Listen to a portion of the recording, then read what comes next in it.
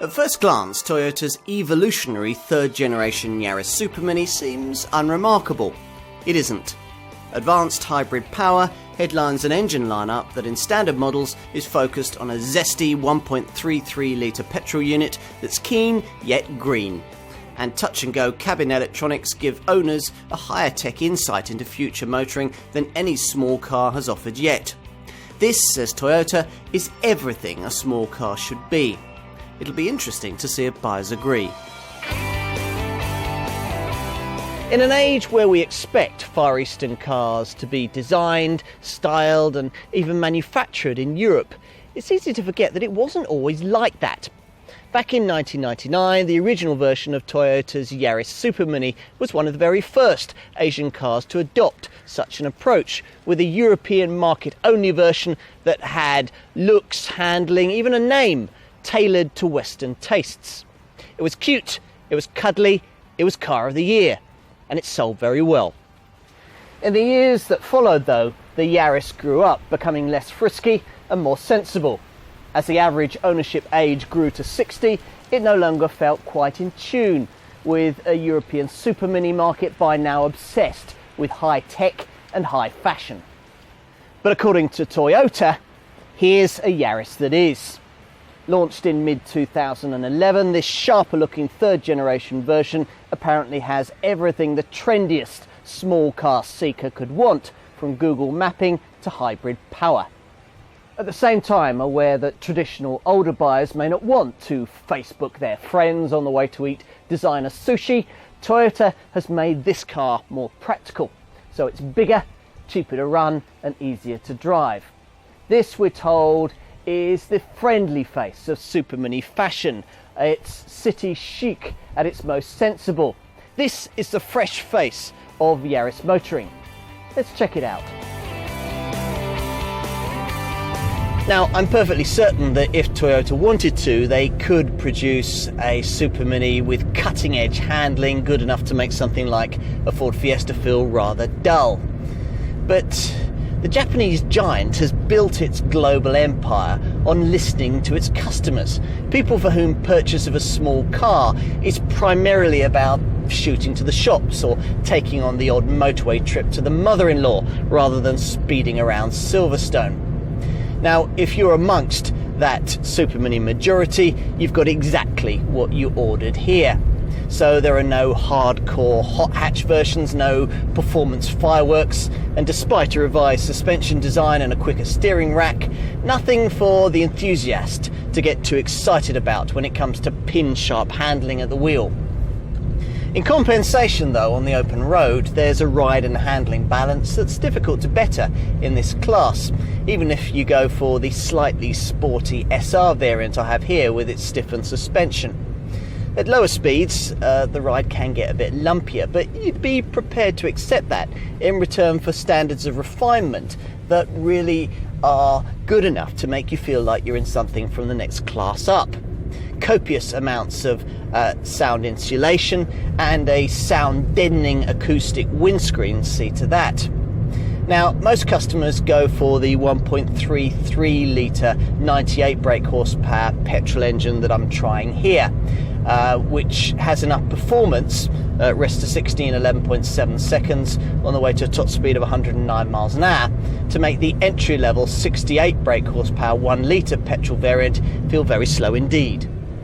No, unless you really are urban bound, this 1.33 is the variant to choose, even over the 89 brake horsepower 1.4 litre D4D diesel variant, which does offer more torque than the 1.33. I mean, it gives you 205 newton meters as opposed to 125, but it returns a pretty similar set of performance figures and will struggle to justify its significant price premium in terms of overall running costs. If you are wanting to spend more in terms of pursuing extra power and more efficiency in your Yaris, it might be better to opt instead for the 1.5 litre petrol electric hybrid power plant that Toyota engineers have developed for this car. Amongst more ordinary Yaris models, both the 1.33 and the 1.4 litre diesel are both mated to a clever 6-speed manual gearbox, which has a higher than usual 6th ratio for better economy on higher speed runs. Now, Toyota has also paid attention to smoothing out the gearbox action, reducing noise and offering improved feel for the clutch pedal. The 1 litre petrol variant gets a 5-speed manual gearbox, and petrol customers can also opt for a 7-speed multi-drive S auto transmission that has steering wheel paddle shifters. Town people will find that ideal, and they'll also appreciate the larger front 3/4 windows that give you better visibility out at roundabouts. Urban drivers will also appreciate the tight 4.7 metre turning circle and this car's turn on a sixpence town manoeuvrability. Toyota isn't noted for pushing the aesthetic boundaries of automotive design, and stylist Sotiris Kovos certainly hasn't done so here. Current customers probably wouldn't appreciate anything too avant-garde, so the company has instead stuck to producing a slightly more distinct version of the second generation model of this car. Hip without being hip replacement. Well, that was the idea anyway. From the front, you notice the more angular headlamps, the pronounced V-sculpting of the radiator grille, the restyled bumpers, and the eased-out wheel arches. Along with the higher, more defined waistline on the more angular body, it's all there to give the car a sturdier, more purposeful stance. Move round to the back, and a chrome strip running along the boot combines with a small tailgate spoiler to further massage the up-tempo message. More important than all of this, though, is the news that in both 3 and identically sized 5-door forms, this Yaris is bigger.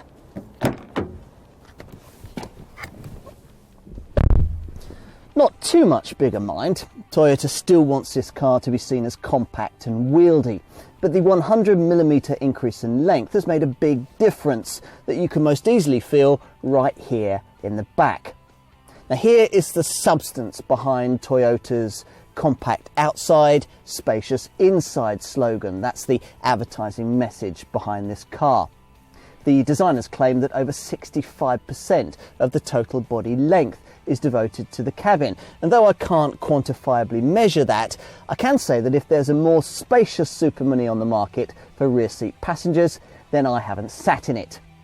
The high roofline means that 6-foot adults can be accommodated with ease, and these thin seat backs contribute to levels of knee and leg room that really are very good for this class of car.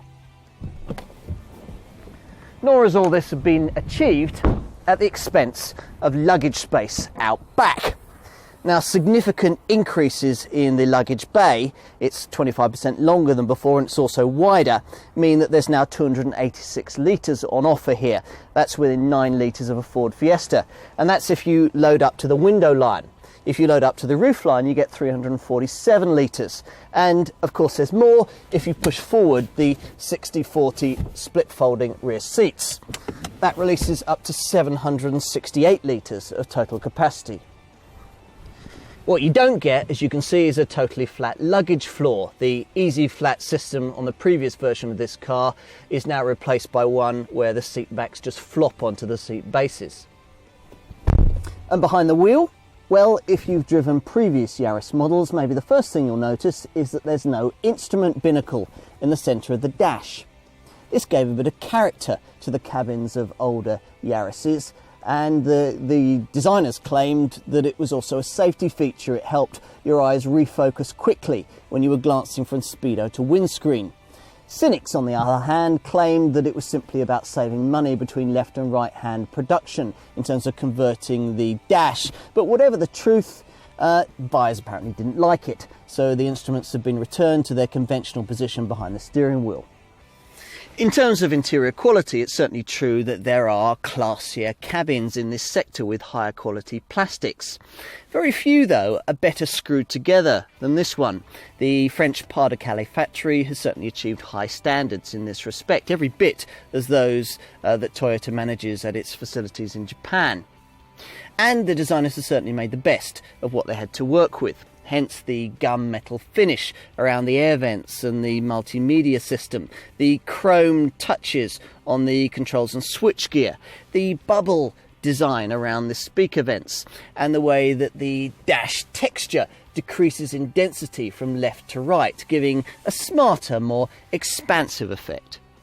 Apart from the redesigned reach and rake adjustable multifunction steering wheel that's leather trimmed in most models, and of course the touch and go multimedia system, the cabin design isn't that much different from that of the previous generation model, which means that the controls are sensibly positioned and extremely easy to get to grips with.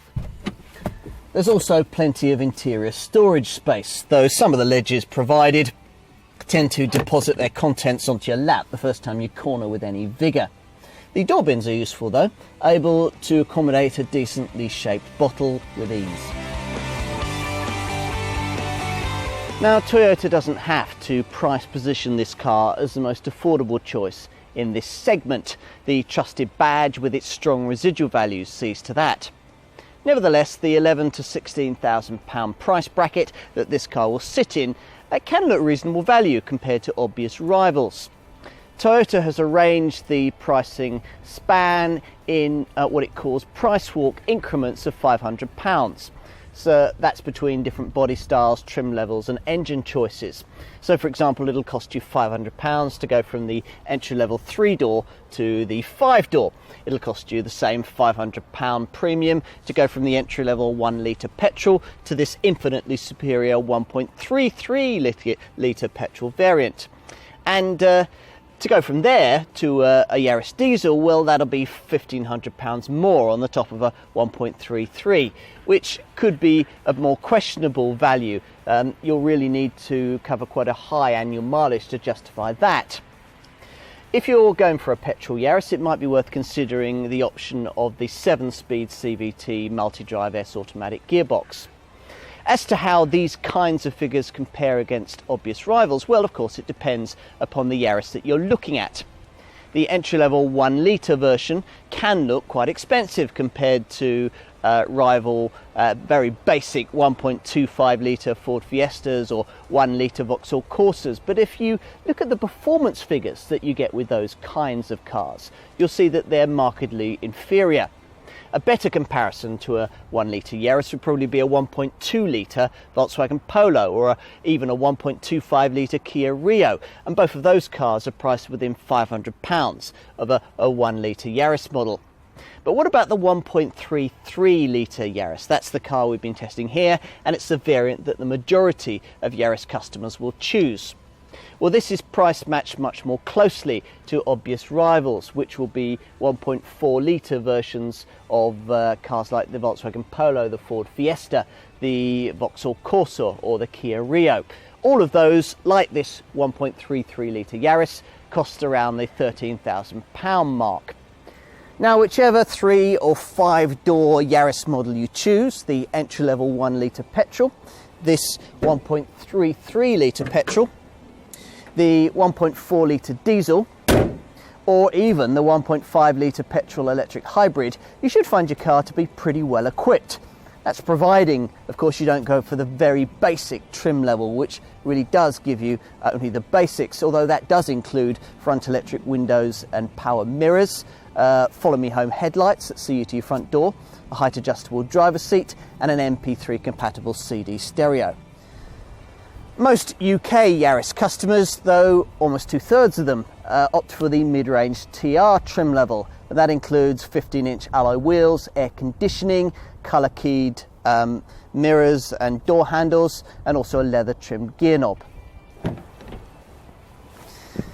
Most importantly, this trim level gets you the Toyota Touch multimedia system that really makes this car stand out from its rivals.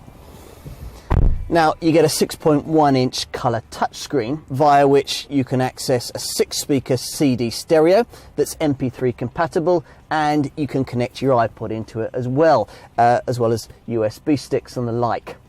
You can use the same screen to access the kind of colour reverse parking camera that's almost unheard of in this class of car, and of course you can Bluetooth in your mobile phone. But that's just the start.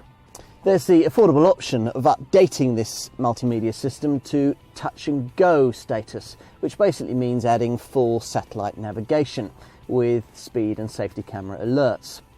Now, this whole system can be updated further with various apps during the life of the car. But right off the bat, you'll be able to access local information via the internet, which will give you things like parking info, fuel prices and weather reports. And if you have a compatible mobile phone, you'll be able to use Google Local Search, which along your route will help you with weather and fuel information amongst many other things. All of which is very nice to have, but not if it comes at the expense of all-encompassing safety.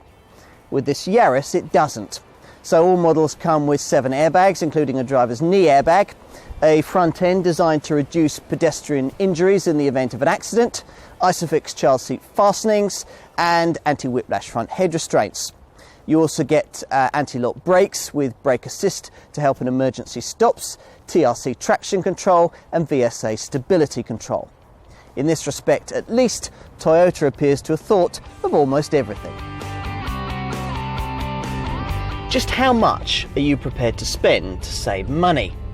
The ultimate Yaris in terms of cost of ownership, you see, is the petrol-electric 1.5 litre hybrid version, around which Toyota has targeted a CO2 return of as little as 85 grams per kilometre. The problem is that not everyone wants or can afford to spend £15,000 to £18,000 on a supermini, so it's just as well that in their own way, more standard versions of this car are impressively frugal things. Though the Euro 5 compatible engines that power these are essentially the same as those used in the previous generation version of this car, they've all been tweaked for greater efficiency. And it doesn't hurt that this particular third generation Yaris is 20 kilograms lighter than its predecessor, despite its extra size and equipment. It's also useful that it offers the slipperiest shape in its class with a drag factor of just 0.29 CD. Now, at first glance, the 89 brake horsepower 1.4 litre D4 diesel Yaris seems like the one to go for, 7% more efficient than before, with 72.4 miles to the gallon possible on the combined cycle and a CO2 return of just 104 grams per kilometre. Its £1,500 price premium over the 1.33 petrol variant, though, will be difficult to justify given the low annual mileages that these kinds of cars tend to complete. Which is why it's this 1.33 litre petrol model I'd encourage potential buyers to consider first. Now, given the sprightly performance from the 98 brake horsepower engine, the 52.3 miles to the gallon combined cycle fuel return and 123 grams per kilometre CO2 reading are actually both very good, helped in part by the higher than normal ratio for the 6th gear, which enables frugal cruising. Now, to put that in perspective, you'll be going around 4 more miles to every gallon in this 133 Yaris than you would in a comparable 1.4 litre petrol Ford Fiesta or Volkswagen Polo. Urban dwellers can improve these returns still further and sneak themselves into a lower tax band by opting for the 7-speed multi-drive S automatic transmission. On paper, the entry-level 1 litre petrol variant looks usefully more frugal, capable of returning 58.9 miles to the gallon on the combined cycle and putting out just 111 grams per kilometre of CO2. In practice, though, you often have to work the engine of this variant so hard that I think real-world gains over this 1.33 would probably be marginal. Now, to help you get somewhere near these kinds of figures on a regular day-to-day basis, manual models have a gear shift indicator to help you drive more frugally. The Toyota Touch multimedia system also has a system of graphs that show you how frugally you've been driving on the current trip and historically how frugally your Yaris has proved to be. If you go for a multi-drive S automatic variant, there's an eco driving indicator that uses a system of lights via which you can measure how economically you're driving. There's even the option of an eco route setting in the multimedia system that will enable you not only to plan the shortest or the fastest route, but also the most frugal and planet-friendly one. Now, residual values are amongst the best in the class. Industry experts Cat Monitor reckon that after 3 years and or 30,000 miles, this Yaris will still be worth between 39 and 42% of what you paid for it. And those who specify their cars with the touch and go multimedia system with its satellite navigation will enjoy returns even a couple of points higher than that. Insurance should be affordable too. It's between groups 2 and 9, and there's a decent 5-year 100,000 mile warranty. There are over 300,000 satisfied Yaris customers across the globe, a number of whom will know this Toyota badged instead as either the Echo or the Vitz. And I can see why a significant number of them would be tempted to simply sign on the dotted line for this third generation version almost without thinking. Their expectation will be that this car will prove to be reliable, well built, affordable to run, and will hold its value better than almost anything in its class. And they won't be disappointed. The question though is whether the younger conquest customers that Toyota desperately needs to snare with this third generation version will be equally impressed, or indeed whether the brand will be able to get them behind the wheel in the first place. Developments like hybrid power and the touch and go multimedia system that crams so much high tech into the cabin should make that possible amongst those satisfied by this smart but conservative styling. In fact, smart but conservative sums a likely Yaris buyer up rather nicely, and in the troubled times we live in, theirs could be a path worth following.